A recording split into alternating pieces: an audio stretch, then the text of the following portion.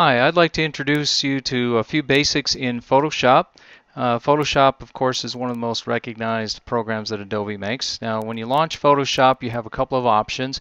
You can create a new canvas, and you can also create or open a file that already exists. Now, we'll do a little bit of both today, so let's go ahead and open up or start a new canvas. Now, this dialog box gives you the width and the height of the canvas that you'll be working with. It also gives you the resolution. I won't go into much detail right now, but the resolution is very important.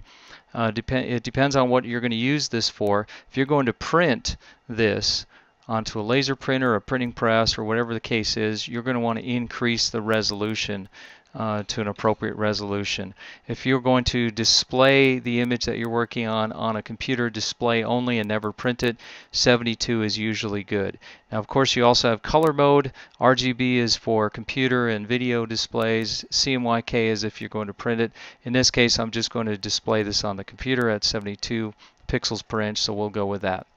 Alright, here's my canvas. Now this really doesn't look like it's 5 inches by 5 inches. I can increase the size and zoom in and out just like any of the other shortcuts by Command plus, Command minus, or Command 0 to fit it in the window. Now once you have a blank canvas, you can create and draw your own images on here. We'll just start out with a paintbrush. And the brush tool is used to, of course, like a paintbrush, fill in or brush things and cover it.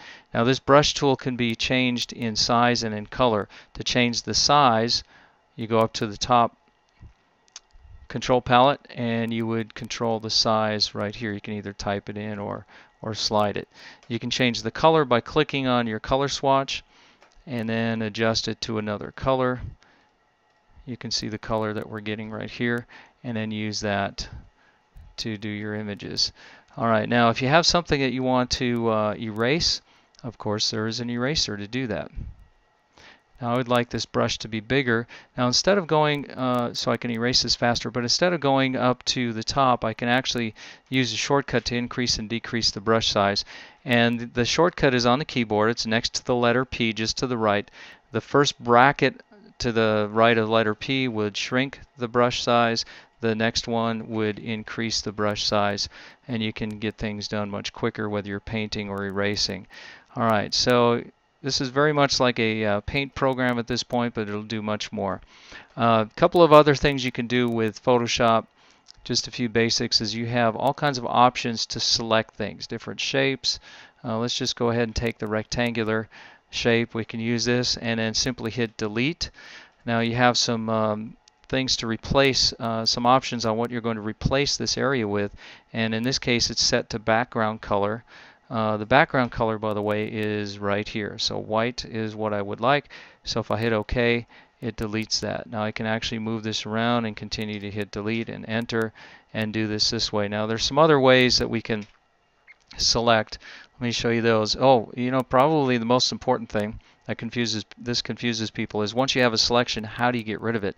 It's called deselect. I want to unselect or deselect this. The select menu up here, you can see the function is right here. Also, the shortcut is D for deselect, and it unselects. If I use the lasso tool, I can select, kind of freeform select different areas. Notice it connects at the end, and I can either delete or I can do some other editing in these areas. So besides deleting, when you have something selected, you can just change that area. So for instance, if I have this selected and I would like to fill it with this pink color, there are many different ways I could do that. I take the paintbrush, I can fill it in. Notice it only affects the selected area. Another thing I can do is take the paint bucket and fill it in a little bit at a time. Okay, so that shows you a few basics of what you can do just in the painting functions with Photoshop with a new canvas. We'll take a look at some other options when we open up a file that's already been created.